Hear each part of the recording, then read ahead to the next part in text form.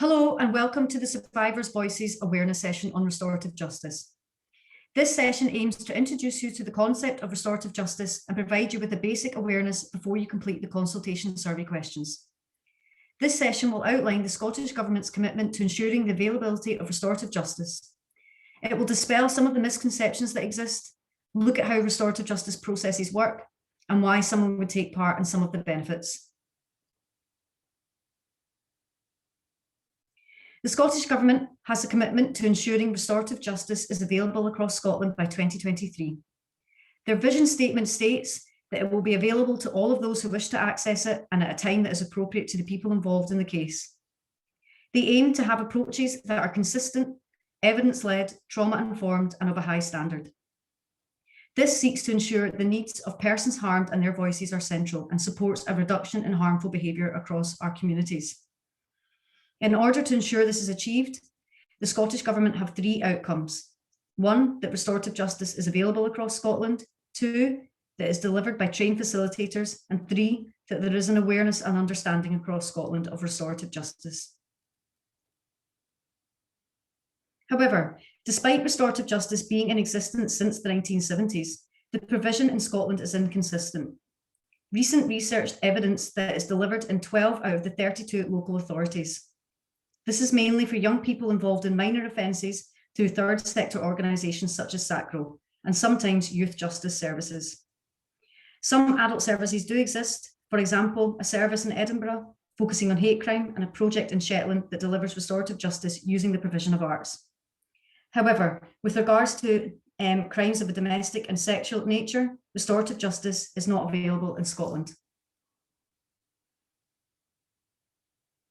The Scottish Government published guidance in 2017 on how restorative justice services should be delivered. While the guidance states that restorative justice can be used for any type of crime, it states the following in relation to crimes of a serious nature. It is anticipated that restorative justice will rarely be appropriate for offences involving domestic abuse, sexual offences, human trafficking, stalking or exploitation offences, particularly where there have been a deliberate course of conduct or coercion by the person who has harmed over a prolonged period of time.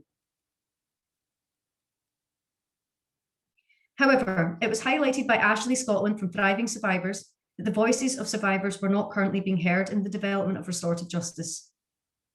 This has led to a Scotland-wide consultation on seeking survivors' views on restorative justice. The aims of the consultation are to offer survivors a platform to having their voices heard and their views expressed.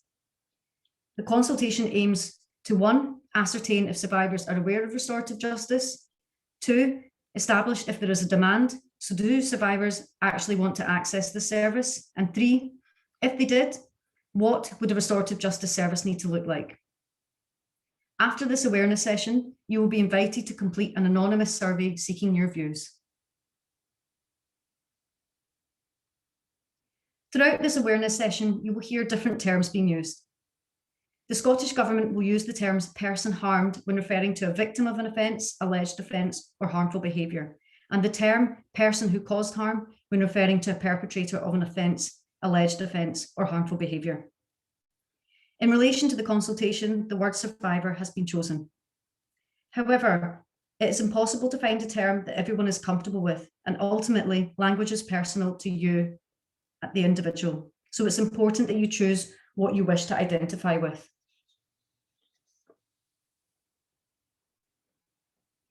Now I will move on introducing Alva Griffith, who has kindly pre-recorded herself dispelling some of the misconceptions surrounding restorative justice.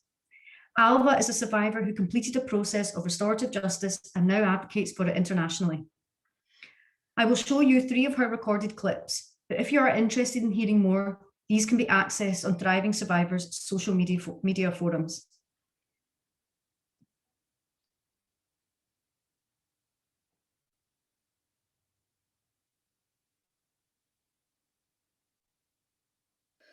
Another extremely common fear the public have about restorative justice in serious crime cases is that it will re-traumatise the victim.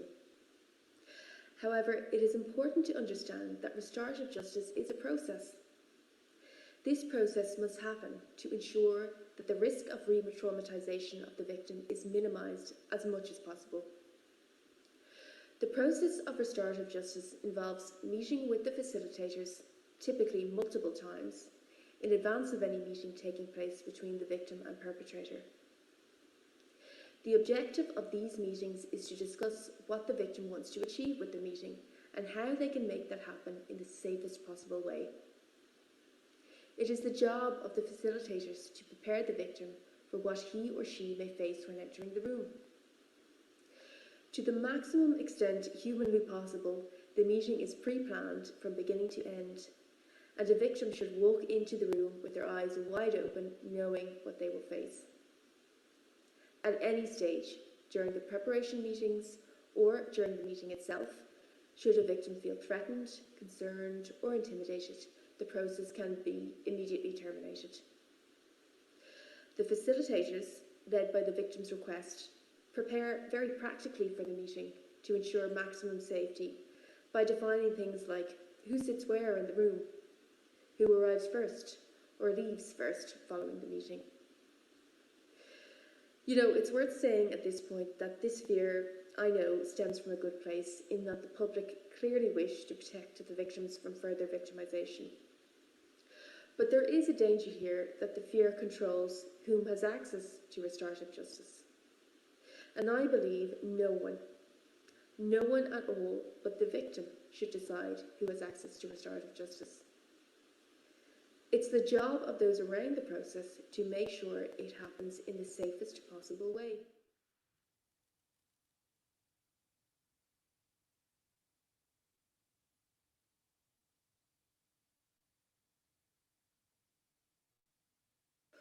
One of the most common misperceptions about restorative justice that I have found throughout my advocacy work is that it is an easy way out for the perpetrator.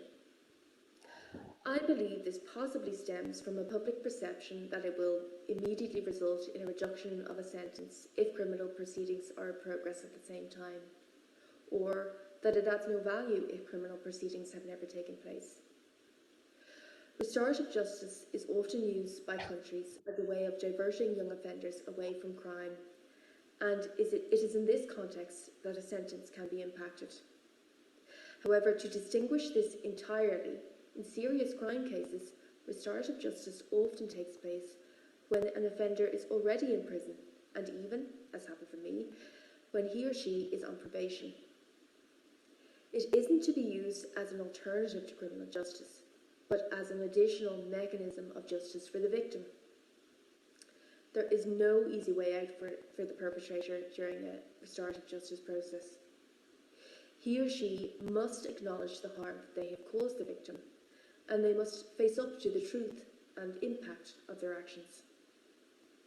From my own experience, I know that it was only hearing the impact of his actions from my own mouth that he ever fully understood the harm that he had caused, and I don't believe there was anything easy in hearing that.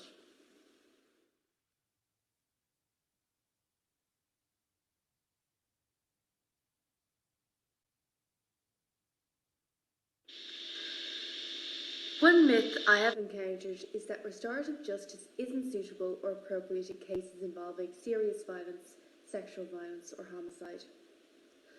Although this narrative is gradually changing, it is still a common misperception that displays, in my view, a fundamental misunderstanding about one of the core benefits of restorative justice.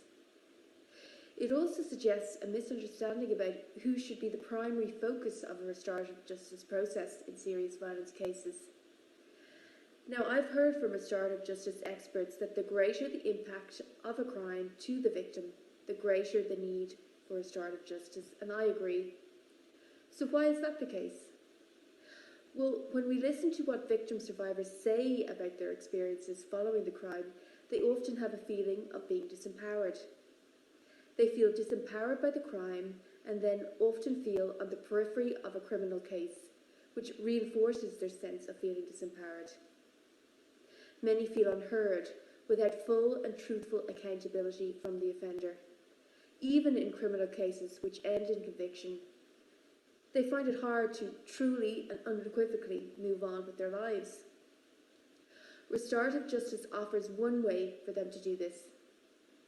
and I have personally encountered many people during my advocacy work who have experienced just that. As the past victim of a serious sexual and physical assault, the crime left me feeling disempowered in a way I could never have envisaged before. But it was only by virtue of my restorative meeting that I felt I had reclaimed my power. Restorative justice for young offenders or less serious crimes is important, but it is critical in my view to understand that the focus of restorative in serious cases is back on the victim survivor, presenting them with an opportunity to find healing or closure. And in that way, it is highly suitable and highly appropriate. Okay, so I'm now going to play you an animation clip which will give you a general idea of the principles of restorative justice and some of the benefits.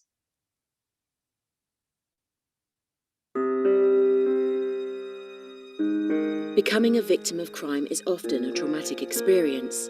Many victims feel that their life has been turned upside down. What was once normal and familiar no longer feels safe. And the criminal justice process can be daunting and complicated, leaving those who have been harmed feeling excluded and in need of answers. Restorative justice can change this. Restorative justice gives victims the opportunity to communicate with the offender, to express how they have been affected by the crime, and gives the chance to have unanswered questions resolved.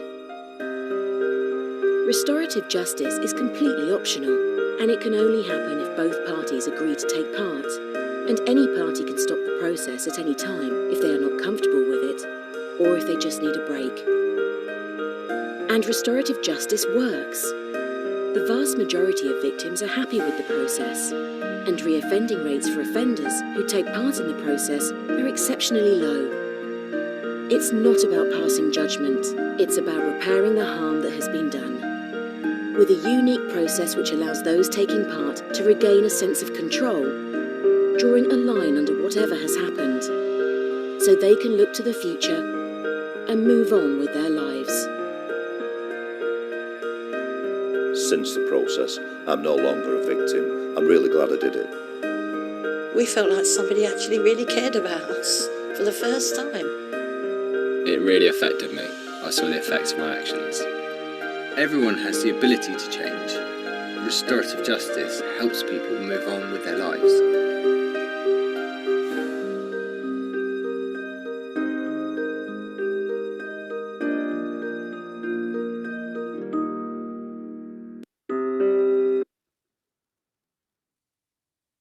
So, the overall aim of restorative justice is to enable safe and structured communication between the person who has been harmed and the person responsible for causing the harm in an attempt to address and heal from the impact of the harmful behaviour.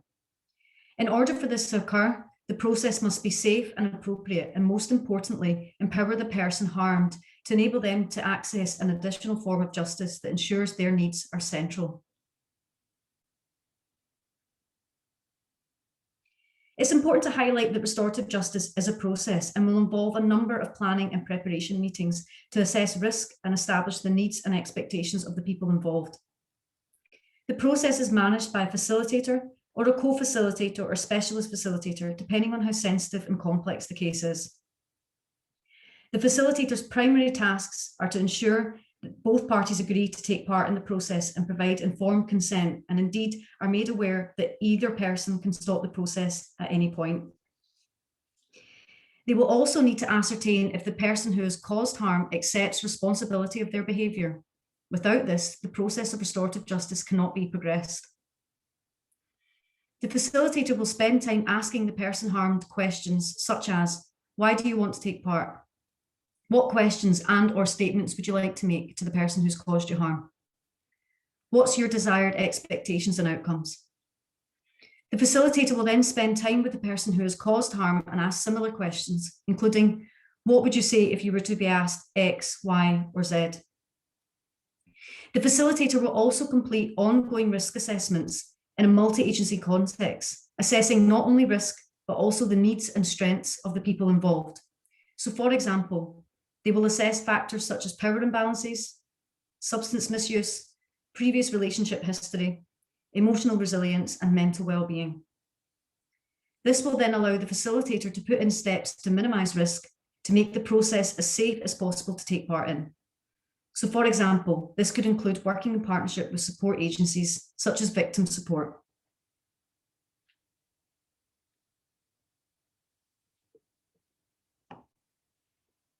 The planning and risk assessment stages will help to determine the preferred and safest form of contact. These typically take on the format of direct and indirect communication.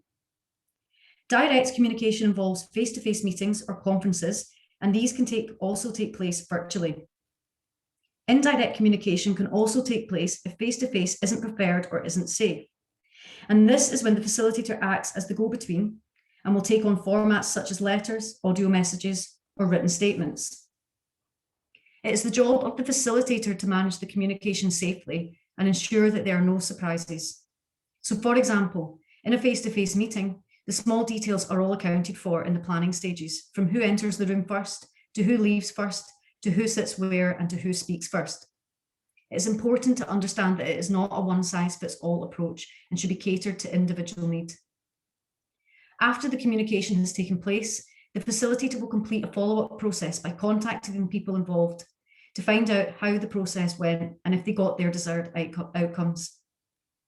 And finally, the facilitators will ensure that appropriate supports are in place and complete signposting if required. There are a variety of reasons as to why somebody would engage in restorative justice. Often it's to have unanswered questions addressed that ultimately only the person who has caused harm is privy to, such as, why me? People will often want the person who has caused them harm to be accountable to them, and this will often include statements voicing the impact their behaviour has had on their lives. Sometimes it's to gain some form of control back in their lives and feel safe again in their communities. Often people harmed will take part in order to recover or gain closure, or at least as much as possible for them.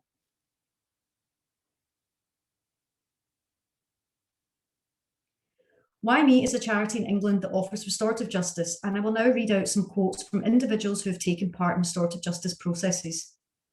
You will see from these quotes that the individuals were able to access another form of justice that allowed them a safe platform to heal from the impact of the harmful behaviour.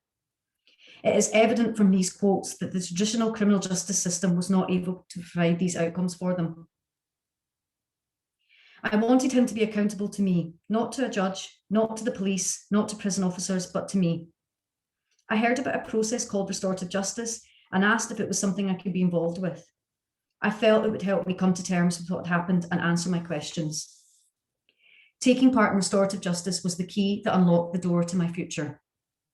So we can see here that this individual took part to make the person accountable to them and have their questions answered. And this provided some form of healing and closure for this person.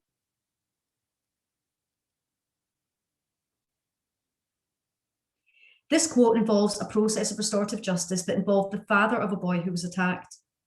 Although the son didn't want to take part in restorative justice, this quote shows the ripple effect of crime and evidences that the impact of crime can disperse wider and affect more than the initial person harmed, in this particular case, the son who was attacked.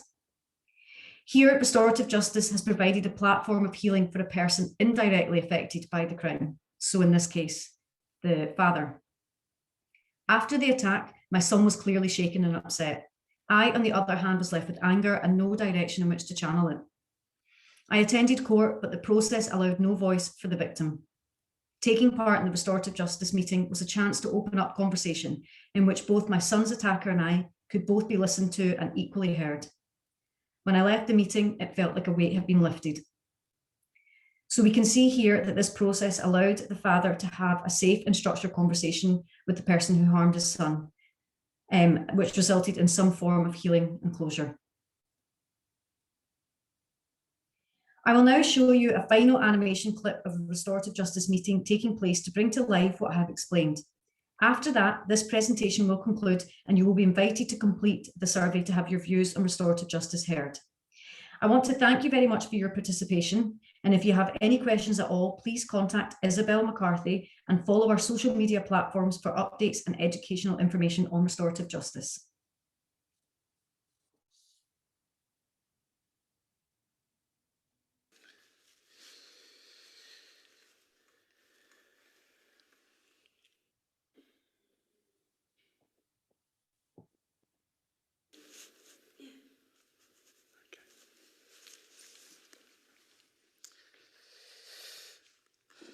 Before this face-to-face conference, it's essential the facilitators meet with the victim and the offender several times to risk assess them and to discover their needs and expectations. Successful restorative justice depends on managing outcomes that are realistic for all parties.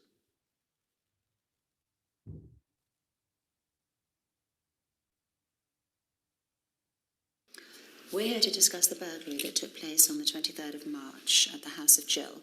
Now, this meeting is not to decide whether Joanne is a good or a bad person. It's to focus on what she's done and how her behaviour has affected you. And hopefully through this process we can all help to heal the harm that's been caused by the burglary. Right? So the ground rules, everybody knows them. I've explained to you the number one is no interrupting. Joanne, would you like to tell Jill what happened? On the 23rd of March, we broke into her house, got in through a window, just random, just knocked on the door, no one was in.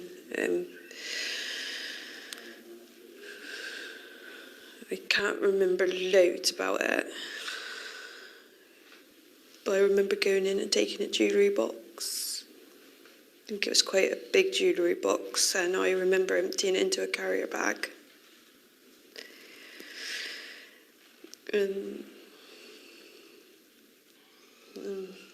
What were you thinking about at the time, Joanne? Just thinking about getting some money to fund my drug habit. Just wanted to get in and out there quick, I don't know. Do you want to talk about how this has been for you? For me, the hardest part was that you took my jewellery and didn't take things that were of no emotional value in my house, like the laptops and cameras. You took all my jewellery. So it wasn't the things that were of any value monetarily, it was things that my children had bought me, which are gone and were irreplaceable. It was all my memories are gone. A funeral of my family. My children are gone in half an hour when you were in my house. So I was devastated. Absolutely devastated. I'm sorry. I know what I say can't really, replace any of the things I stole. I just want to apologise.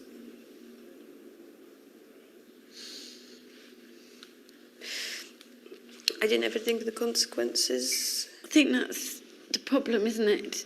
Yeah. You know, your actions have affected me and my family a lot. I do actually think that the time in prison has really helped me to sort myself out. I'm really sorry. If I could replace any of the jewellery, I would. But you can't. What would make things better for you personally? What would you like to come out of today's meeting? Well, I think, I suppose I've had it, you know. Joanne's apologised. She can't make up for what she did, I know that.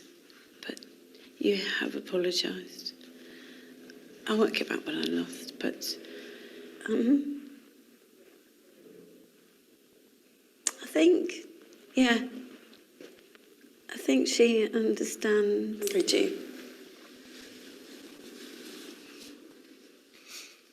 Joanne, can you see that the choices that you made have caused harm? Yeah, I do, yeah, definitely. I just want to get my life back on track.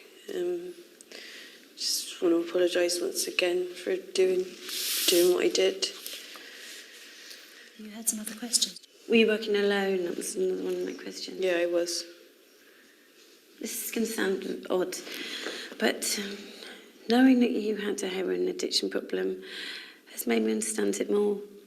Whereas before I thought you just thought, oh, I'll just go into the house and steal what I like out of greed or, you know.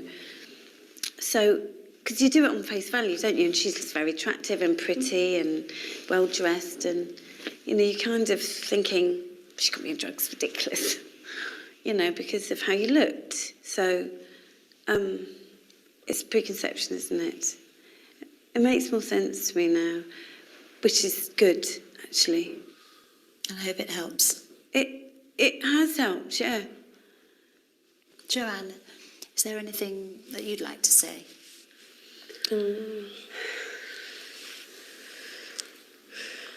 I do feel like I should say like more, but I don't.